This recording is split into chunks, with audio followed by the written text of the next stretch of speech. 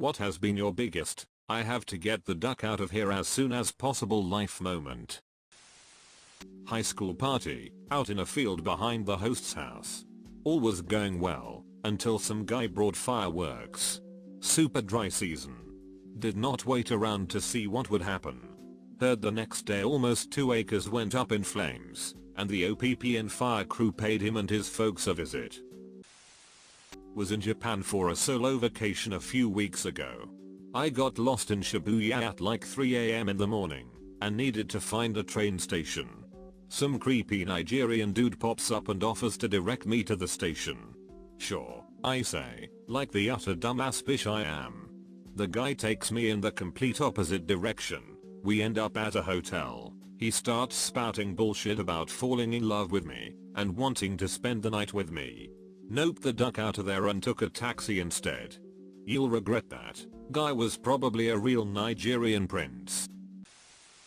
When I was 12, my next door neighbor invited me to summer camp. Parents dropped me off. Realized immediately that the camp was odd, because the cabin counselor took away my copy of Jane magazine. Then there was a camp-wide assembly where we prayed over a photo of George Bush and spoke in tongues. Turned out it was a Pentecostal sleepaway camp.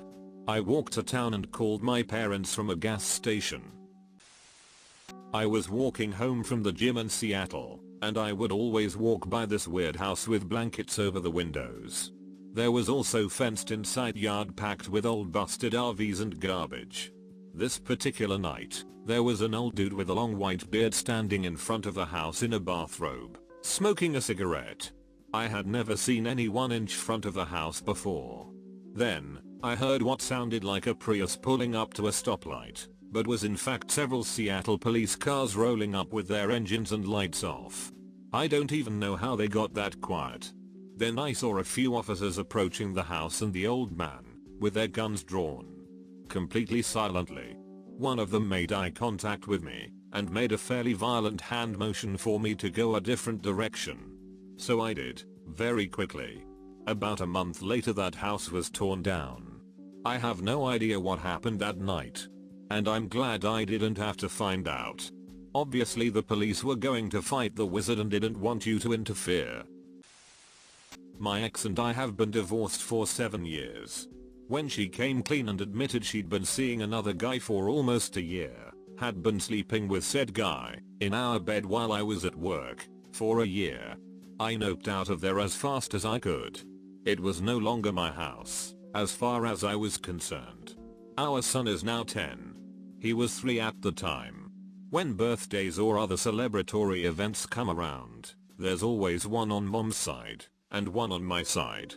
He has cousins and friends and relatives on each side. But I still always get an invite to a birthday party or whatnot from the ex. Why? I don't know.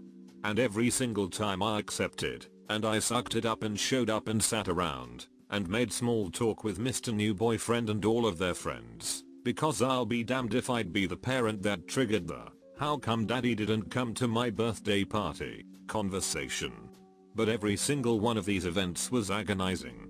Nails on blackboard, water torture agonizing. I mean all I want to do is punch the guy, yet here I am talking about the weather and go local sports team. Usually, I figured if I made it past the cake to the presents, and my son is running around shooting Nerf guns at the other kids, that's good enough. Time to make my escape. My son thankfully, and at the same time sadly, put me out of my misery. Last summer, coming over the weekend before his birthday, he said to me, "Dad, here's mom's invite to my birthday party. It's going to be small, just list of mom/mom's boyfriend's friends and their kids, but I get it if you have other plans. I'll see you next weekend at place of my friend's house where we too will be having a birthday party with a list of his friends. That's the one I'm looking forward to."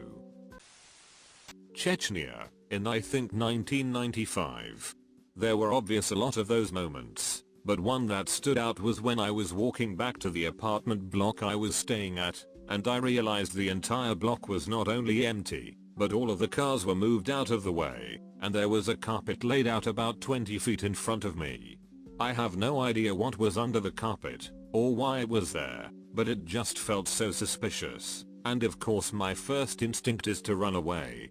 The second I turn around, someone from far away opens fire at me, presumably a sniper, but could have been closer. I then heard shouting and screaming for men to run and get me. The shouts were far away, they knew they weren't gonna be able to capture me. That ducking carpet, man. I won't ever forget that carpet. My biggest guess was they built a hole under the carpet for people like me to fall into. Then they would capture and rape/torture you or whatever they would want. Lots of ducked up marauders and bandits in Grozny during the war. Hanging out with a friend and their friend and boyfriend in college. Bouncing around between parties. Turns out her friend's boyfriend was extremely Russian, and we end up at this party where there are more people not speaking English than speaking it. Had a pretty good time. The boyfriend comes back inside from the backyard. He suggests we leave immediately, because there's going to be a fight and it's going to be bad. I look in the backyard, and there are two guys screaming at each other in Russian, and the house is slowly emptying as people are running out back to take sides. Being in a Russian street fight is not on my bucket list. The three of us noped out real quick. I found a setup my stepdad had made in my room to record me after I was finished with a shower and was getting changed. This happened to me too. Worst day of my life. Mom's boyfriend. I found the camera wrapped in a t-shirt in my closet after I had just showered. I grabbed a knife and the camera, ran out of my house and drove to the police station. They had me call him and ask him questions to prove guilt. Found out later that he had been recording me for months. He only got 6 months in jail, served 3, then got deported. It's been 6 years, and I still don't feel comfortable going into a bathroom or private area without doing a quick inspection. I had been sleep deprived for a few weeks, during a very stressful summer. To pass the time, I'd go for long walks late at night, sometimes stopping at a gas station or supermarket to buy a snack. One night, at about 3 AM, I had a sudden urge to walk to a 24-hour diner at the edge of my neighborhood. I was hungry and needed the exercise. I walk in, and the place is largely empty. The waitress comes, takes my order and pours my coffee, then disappears into the kitchen. About 2 minutes later, the door opens, and a man in a trench coat walks in, pacing nervously by the register. I see him pull out a gun, and immediately my mind starts racing. I quickly conclude that there are a few possibilities. He is going to rob the diner and leave us unharmed.